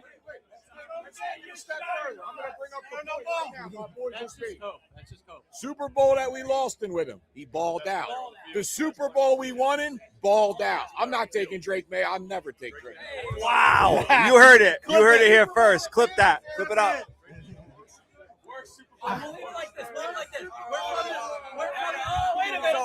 So I was in a wedding party, and we bought the groomsmen their favorite teams, and we got the one guy's a Patriots, and we got him a Drake May jersey. This was in August, before the season. And half the fan base wrote this dude off before the season even started. So to ask, like, we're ridiculous for not wanting to trade Drake May. You guys were running this guy out of town before the season even started last year. And he had the most collective amazing narratives that's just wildly untrue. Nobody thought amazing Drake, it was a collective last year. Stroking Drake May is all that we did. Completely wrong. Because you guys are true fans, and you have a coldest take I've podcast, ever heard but in my the entire life. casuals, That the belongs in the casuals absolute freezer. are running this guy out of freezer that takes. Like, nobody said that, I can tell you. Zero people. Over here was, we want to make it very clear. Yesterday's practice, you guys kicked our asses up and down that field. Don't get me wrong. Today was a second, it was a different story. I think it was pretty much evened out. Agreed. It on both sides of the ball. But Jalen Carter as well. Exactly. You know what I mean? But don't get me wrong. But, us fans, we're the ones that are here. The ones that were commenting on Twitter and all that stuff, they're the ones at home. They're not seeing it. So, hold on. Hold on. Go for it. Upsetting is that they want to go ahead and speak for all of us fans. You can't do that. You know what I mean? You got this fan group right here, and then you got that fan group back at home. We represent our team with all the respect in the world towards you guys as well. You're making that very clear. So when I say, listen, I'll keep it 100 with you. Absolutely. Day one was all yours. Day two, totally different. But let's see how it finishes out in the year. I'm going to say Drake May, he had a great year last year. Not so much this year. We'll see. We'll see. I'm saying, let's be honest. What are you guys all wishing? You're wishing Drake May to be the next Brady. It's not going to happen.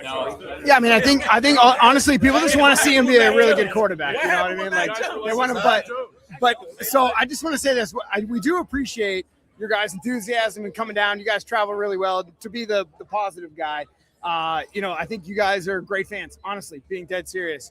I think you guys. I also am a huge fan of Howie Roseman. A huge fan of roster construction. I think you did best GM probably ever. Not even a joke. I think joke. Your entire personnel has been incredible, especially in 2024. And that's why we can kind of feel like we can talk a little bit about Jalen Hurts, because it was kind of the opposite of the Patriots. We had a completely stacked roster, and then Hurts was able to flourish with a stacked roster versus Drake May. This is why he should have been MVP, in my opinion. He had to carry this team. He literally had to carry this team with a roster that was not nearly as good as the 2024 Eagles. So I just want to say that to you guys. And we got to wrap it up. We appreciate you guys coming on. My last caveat, real quick. Yeah. Remember, Jalen Hurts has never had the same offensive coordinator. Year in and year out, he's learning a new offense, and he's still super successful and a Super Bowl MVP. So All right, before you say you want Drake May, wish you guys remember who luck. Jalen Hurts is. Wish you guys Big love. We'll see you on Valentine's Day. I like that. I like it. I like you guys. Appreciate you coming on. Respect, man. Respect. Absolutely. Before you wrap it up, this goes out to my boy Malik. Go Birds, dickhead.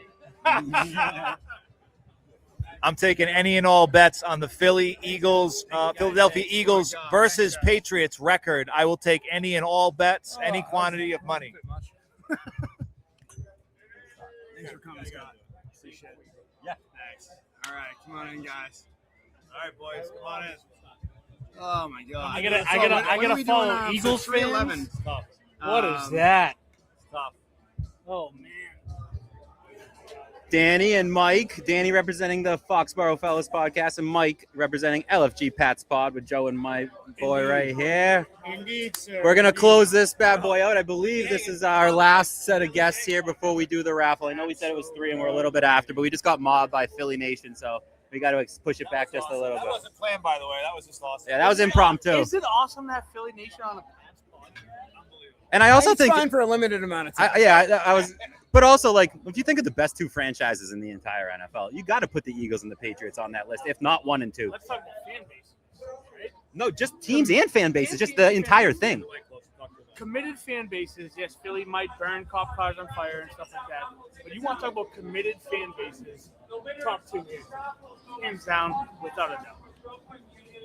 I just got distracted because Bab is on the loudspeaker right now, just blaring away about the raffle. But it's a good cause. It's for a good cause, for the Roberts program. It sounds like they're about to pull the numbers. So if you're here and you want one, you should go get one right now. He wants to do that simultaneously to us being on here right now. So Like the winners are going to come out here? Yeah, we got to get our words in edgewise. All right, Mike, go. Shoot. Main Patriots takeaway from camp today. Camp was an up and down affair. We won some, we lost some. I saw a couple of skirmishes going on. You like to get it chippy. I saw us being the, instigator of some of that chippiness. So I like to see that. I love to see no punches being thrown around. So you can get chippy without getting going over the line. So I like to see that. They got the better of us a couple times, a couple of picks that we didn't really like. But overall, it was a pretty good day for the offense and the defense. I was pretty happy with it. I liked what I saw today. Danny, same question. Main takeaways from camp. My biggest thing is the physicality, right? Biggest thing, I think the Pats got overran by last year was the defenses that were physical against us. The Pats throwing the first punch, stepping up, Barmore in the middle of it, Akers in the middle of it, Charles Woods throwing hands with Lane Johnson today. The physicality of this team is ready to go. And there's a different, we said it the day one, right? The air in Gillette is different this year. There's something to prove. For some reason, the team that was in the Super Bowl last year is underdogs this year. And I absolutely don't understand it. So they are ready to go. And we're talking week 2 preseason, and they're throwing punches against the Eagles. Love that. And I'm so happy. I don't have, other than A.J. Brown lighting it up, I have no one person to look forward to this year except the whole team, because this is going to be a fun year. We talked about this on the ramp today. You just had someone win the raffle twice. He won both Super Bowl balls, this dude. But you're right, though, Danny. The anticipation is nuts. And so one of the things I anticipated this year was that Pop Douglas would be the starting wide receiver on this team. Something that you predicted this year is that he would not be a player on this team. Let's talk about it. I think I said odd man out. And I'm going to stretch it to you said he was an absolute cut and failure. Yes. You know the Roger Goodell clown face? I'm wearing that because he has proven me so wrong. We've said it over and over again the last 3 years. But he now. could just be another camp hero. You could still be right. Hold on to your take. Something is different though this year about him. Something's different about this team. Every single person on this team is acting like they're gonna get cut. And we're talking from the top down. Did you hear Tully say that? He said everybody that comes to training camp feels like they're going to get cut all the way to the quarterback. It's the most amazing thing that I've seen in a team in a very long time. And we're talking early Belichick days, early Tom Brady days. This team is out here to win. They're out here to beat the shit out of people. And that's my favorite thing about this team this year is that they have something to prove, and they're coming off of a Super Bowl, which is a Super Bowl loss, but they're coming off of it, which is amazing. What I would say about Pop Douglas is that he's been in the starting lineup since OTAs. So even though he had a bad snap share last year, they seem to be going way out of their way to make sure that's not the same thing. He's in the starting lineup. He's been the starting slot receiver this whole entire time, and I don't see that changing. They got Antonio Brown at the X. They got Dobbs at the Z. Ooh. They got Pop Douglas. Who's at the X? AJ Brown. I hope Antonio Brown does not make a comeback. Is that what I said? And play for this team. How many beers have we had? It's been a long day, fellas. We've been out in the heat since like 8 in the morning. It's been a long day. I almost passed out once. Yeah, no, I don't blame you at all, but I had to stop you. How can I not? Dobbs at the Z, and Pop has got the friggin' slot on stranglehold until further notice. I expect his snap share to go way up because he's been with the ones the whole entire time. I don't expect that to change. I think his snap share is going to skyrocket this season. I don't think you three have been asked questions today. Fire away. Give me the past, 21 days now, your biggest take this past training camp so far. What have you guys been focusing on, and who's your number one player right now? Yeah, so, I mean, we talked about it a bunch today, but, A.J. Brown is obviously the name that gets circulated the most. A.J. Brown brings the most juice, most aura. It sets the team apart. He stands out on the field. You watch the game, you're like, who the fuck is that? Like, he literally stands out every time. And Dobbs, I think Dobbs, too, like, in the red zone, he's really good, but Brown everywhere. And so, like, talent-wise, like, he's incredible. And so it really, like, elevates the room. So that's what I like. What I like watching and what I'm most focused on is not the starters. This team has all established starters. Like, if anybody's still wondering who's starting on this team, just go look at like ESPN's depth chart. It's very clear who's starting. What is very unclear about this team is that bottom half of the roster. They have 90 men down there. 53 make it. I'm interested in like numbers 40 to 53. Those are the ones I find most in. That's like what camp's for, right? Like, I know Tully said everybody's fighting for a job. Yeah, that's true. But Drake May's not. AJ Brown's not. Marcus Jones. I mean, there's like, I could go through a list of like 15, 20 people who are absolutely just not fighting for a job. Who is fighting for a job? Woods, Vildor, Prunty. That's exciting to watch. Jam Miller versus the two veteran running backs that they just brought in. Gonzo being out there, not being out there. Just, like I learned today that Downing, the wide receiver coach, does a prayer walk before every practice. And like, I have been coming here forever and seen him do his walk forever, but understanding that. So those are the things I like getting from training camp. A couple of the names I mentioned earlier, Prunty, Jacobs, I think those are some names that you might see at the bottom of the roster, make this roster and actually have an impact. My breakout player is Thornton. Divisions is Eli Ponder, and I really like both of those names. So I'm going to go, I got two different angles here, and they're not training camp related.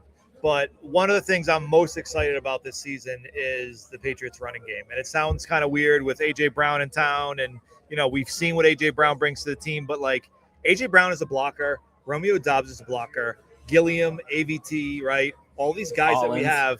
I'm looking at it and going, we're going to just run over teams a lot. Like, it's going to happen. Like, we're going to have games where we run for 200 yards. It's going to happen a lot. And so that's one thing. And then the second thing, we've talked about it in various podcasts, is the second year of Craig Woodson aside Bayard. So when it comes down to it, right, Craig Woodson last year had to have played the most snaps of a rookie, period, right? I don't know. I can't think anybody else. 91% Woodson snap played share. the most snaps on the defense, I'm pretty on sure. the defense, but then as a rookie, period, across the whole NFL. So you look at Craig Woodson and you say, you're next to Kevin Bayard, who is a perennial all-pro. and now you're just going to learn from him, and you're going to take another step forward. To me, those are the two things this year that I'm most excited about. All right, we got some raffle prize winners. So let's get the winners up here, guys. Come on up. Oh my God! I was just saying. How many raffle tickets did you buy? 20. All right. Somebody, this is Ryan Bissett. So Ryan Bissett, owner of Rogue Island. He's one of our first sponsors we ever had on the podcast for LFG Pats Pod. Ryan Bissett, tell me what you think about these Patriots this year. I think we're going about 14-2. 14-2. I think Drake May MVP. I love it. 17 games now. Fine. 14. No, let's go 15-2. 15-2. I love it. All right, what's your name? Kim. Kim. All right. So Kim, what do you think about the Patriots here? What are you looking for? I am so excited. AJ Brown was the best thing that's happened to them. I think Stevenson and Henderson are going to have a big season. I'm excited for Pop. Our entire offense looks elite this year. I love it. I love it. Awesome. And again, I just want to say one more time before he contributes, all this is going to the Roberts program at Boston Children's Hospital for SIDS research. So we appreciate everyone contributing, and yeah, hopefully we can make a large donation soon. So thank you guys. Rod, you want all that swag? I did. All right, what's your name again? Sorry. Kevin Harvey. Kevin, tell us what are you like most excited about this year? Well, now that I got AJ's ball, I mean, I think I'm gonna really be rooting for him to go right now. Just you know what, whatever they do, it's going to be a great season. That's what we're looking for. I love it. Well, thank you for coming out. Thank you. You got an awesome day. Really appreciate it. Thank you. All right, guys. So we're about to. We have two more. Yeah, we got just two more Two guys. minutes. Two more. Two what? All right. What? Two more guys. Two more guys. 2 more minutes for them. All right. And I have a couple of pictures here that are signed that were donated. So if you didn't win a prize, come up and see me after. I might have something for you. All right. We got 2 more minutes. Danny, Mike, Joe, Scott, let's give our final thoughts. Let's just go right down the table. I just thought that it was interesting. The third running back position seems to be a competition all of a sudden between Hassan Haskins and Jermichael Hasty.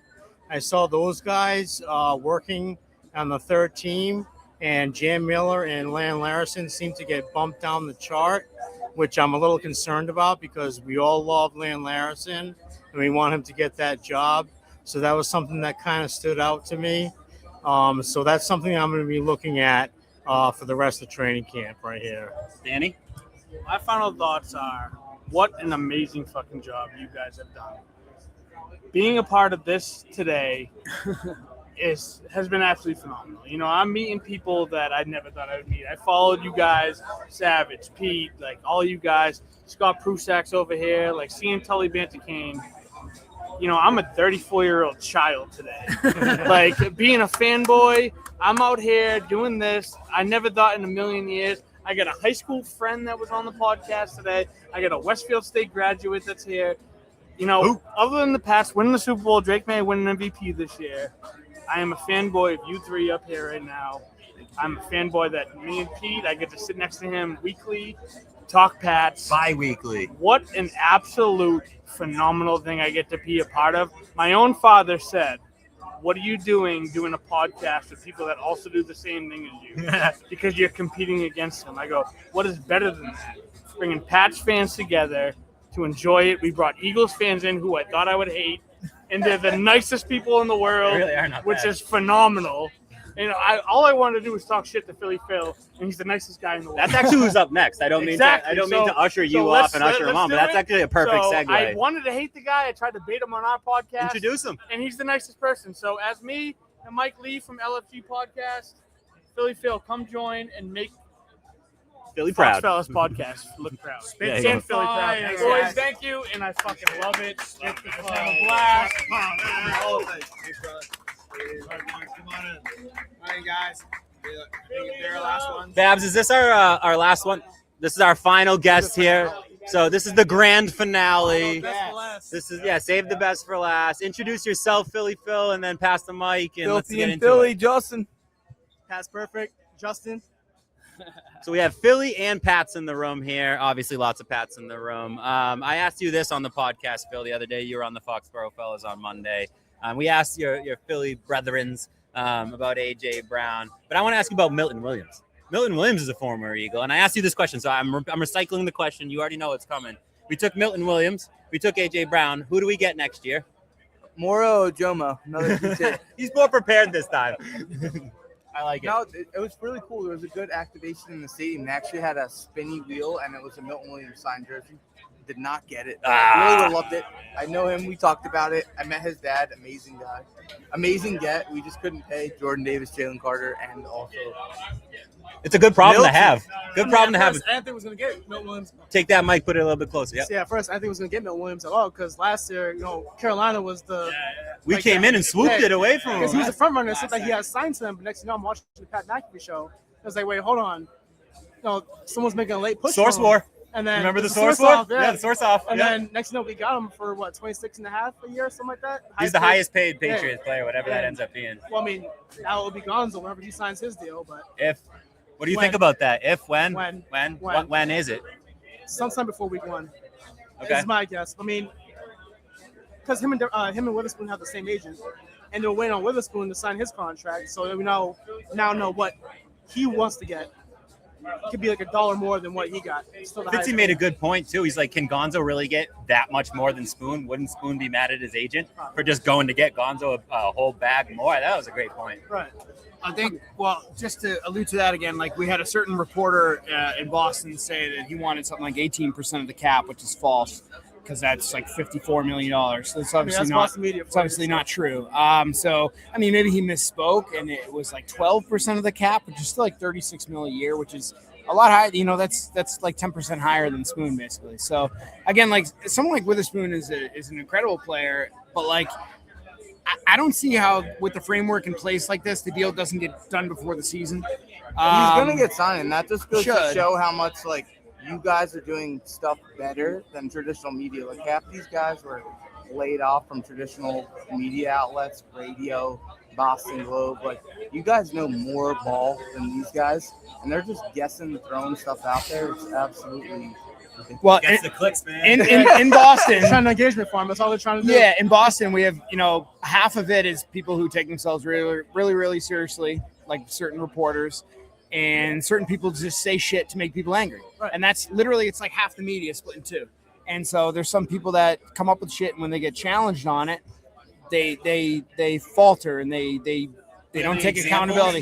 No examples of anyone I beef with. But I'm saying like, all I'd say like, just take, if you're gonna say some shit, just take accountability for what you're saying. That's all I'm saying. Like you have a take. Wait, can I name drop reporters on here? Or? Yeah. All right, so like for like Greg Bedard, for example, right? Like when we drafted Gronk, raise your hand. He said that he wasn't high on him at all. Like I think reporters should not state their opinions and just do their job, which is report and cover the team as the season goes on.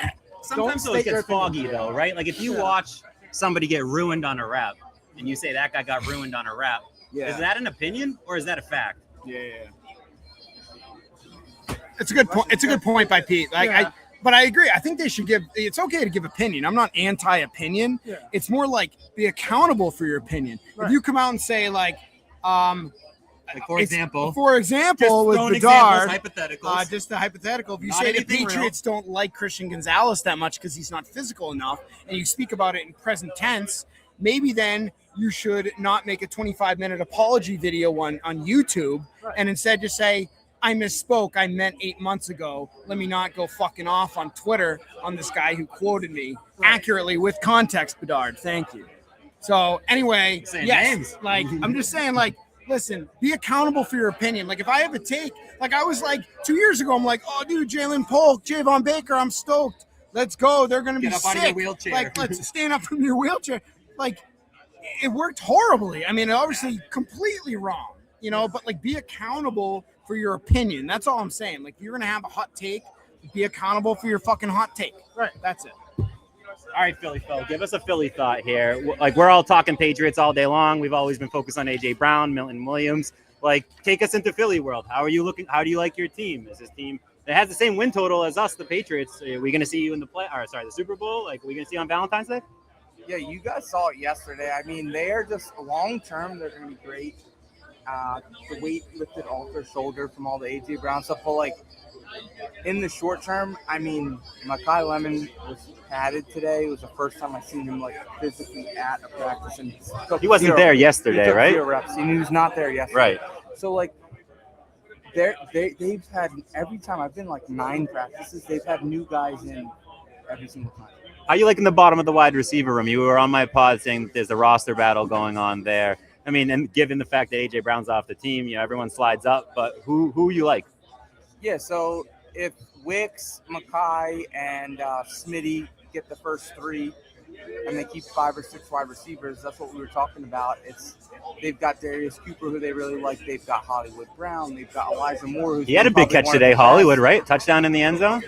Yeah, so they almost have like 5 or 6 guys for 2 spots, and every time I've seen them at practice, they have different people out there. So they don't have a clean operation. They don't know what they're doing, and it's just like it's long term. Again, they're going to be great. It's going to look like the Niners or the Packers. They're going to have a lot of guys with 700-800 yards, but like right now, it's like a really figuring out period, and it's kind of tough to watch. So not seeing you on Valentine's Day? Is that the take? No. I think We'll still be there? So the Eagles were really good in the beginning of the season last year. They like beat the Chiefs after they already beat them in the Super Bowl and things like that. And they were good in the first like 4 or 5 weeks of the season. And then the real like drama and the culture, when it gets deep into November, December, and Shit gets real. It gets real. That's when the like doesn't matter if you have the best players, you have the best culture, and that's where I like worry about the Pats a little bit. Is the schedule of the season is much harder. Is AJ Brown just like cool, or is he a disruption for you guys? I think like the first 5 weeks of the season, you just walk through people. What does it look like in the winter? The Eagles, like in the first 5-6 weeks of the season, they're going to look absolutely really rough. But I think long term it'll help. Do they have We have a tough beginning of our do they schedule. progress this season and like they're like that fringe wild card, not make the playoffs, or like are they bad early and then go on a run and win like 8-9 games? I think that's the Eagles like potential this year. Wherever the Patriots is, their floor is like amazing. They're gonna be really good for like the first like 5-6 weeks. But like you don't know, like your guys' twos are literally like Bourne and like Booty are like guys that we can use like in the one. So when it comes to the Eagles, are you worried about this first year? 2-part question. Are you worried about this new offensive coordinator and putting a lot of pressure on guys like Eli Stowers and McKone Lemon? Also, second part of the question, why is Greg Bedard a disingenuous troll? Who? Greg Bedard. That was a question. We'll kick that over to Savage once you're done with the first Philly part. guy's like, who the hell is that guy? No, I honestly I worked in media my whole life, and like for years they did not allow people to have social media because they thought it was like competition. These are guys that are on radio stations that have 6 million listeners. On an off season on a day like today, they may have a few thousand. These guys have like 100 followers, and they're writing articles and like they totally ruin themselves. But anyway, All right, sorry to trust me. No. Excellent. We're going to go through our final thoughts now. We were planning on ending at 3, but when you get us talking ball, you get 30 extra minutes almost guaranteed. So let's just go down the line. For you, Patriots win total, take from camp. We'll just go right down the line. Scott will take us out of here. All right, my take from camp, Romeo Doubs is legit. He's been performing well today. Yesterday he's doing pretty good too, just throughout camp. But for win total, I don't think they'll win 14 games like they did last year. It's going to be a little bit more tougher this year. So I'm going to say ceiling 11. Floor 11, ceiling 13. I like it. That's what I'll say. All right, same to you, Philly Phil. Takeaway, and then Eagles win total. Eagles win total 12 and Pats 11. What do they have? 10.5's line, yeah. Depending on what book. Over City. I think they're both at the same. Let's go. Slam the overs. Love it. Joe? All right, I'm going to go Eagles about 9 if they're lucky. And then I'm going to go Patriots 12. I'm also going to throw this out there. So, guys, I posted my Venmo. If you want to donate to the Roberts program, now's the last time. I'm going to throw something special in there if you're listening. The first person to donate $100 is going to get an authentic Gonzo jersey. Okay. Ooh. I'm throwing that in there right now. So the first person to donate $100, if you're listening, is going to get an authentic Gonzo jersey. Okay. Everyone hear that? What color? Whatever color you want. You can Whatever color you want. Don't put it on the autograph, Joe. Red Hunter Henry, that's a good one. We love the red jerseys around here in New England. My final thoughts, I'm taking 11 wins, which is a slight over to 9.5 on some books. So, slight over anyway. My main takeaways are Marcus Jones is having a day, and he's been playing some safety. I'm going to harp on Marcus Jones over and over again. He's had a great day. I think Corey Durden's your breakout player of the year. Watch out for Elijah Ponder. I really like Khalil Jacobs, and I really like Prunty, too, at cornerback. Those are some of maybe the names we're always talking about Gonzo, Drake May, all these guys. It's nice to talk about some of the bottom roster guys that I think are going to perform here today. But I want to thank everybody that's been involved, the harp, everybody. It's been a really great day. It's been an honor. Eagles fans, too. Don't worry. You guys were awesome. Even you guys. Yeah, we appreciate everybody coming out. We appreciate the support, again, especially the Heart for hosting us. Is very kind in a great space out here. It's been a joy. And the backdrop's tremendous. And again, thanks everyone for donating to the Roberts program. Still, you have a chance to win that Gonzo jersey, which is incredible. So at Joe Kocha, again, on Twitter, donate. It's probably $300. So listen, the first person to donate $100 will get a Gonzo jersey. I mean, that's anyone listening. Like, that's legit. And Joe's gonna do it right now. Do it right now. Grab the tail. Justin's gonna do it right now. That's perfect. Justin, you have a look. He's live. Look at he's right literally now. You live have donating. So if you are attending and you are on the pod, you cannot participate. Top rope, but you can't promote it. But again, thank you guys. I'm just saying, Patriots 12 wins. I love everybody. Love the Patriots. Appreciate everyone coming out, and I'm just it's been a great event. So especially thank you to Joe and Pete for basically doing all of the legwork, and I just contribute just like a little bit of you bring the pizzazz. juice. You bring the juice like AJ Brown does. You bring the juice. I bring a little juice, but they really did all of the legwork. So again, we appreciate everybody. Thanks for coming out, and thank you so much. That's a wrap. That's a wrap. So end the live stream.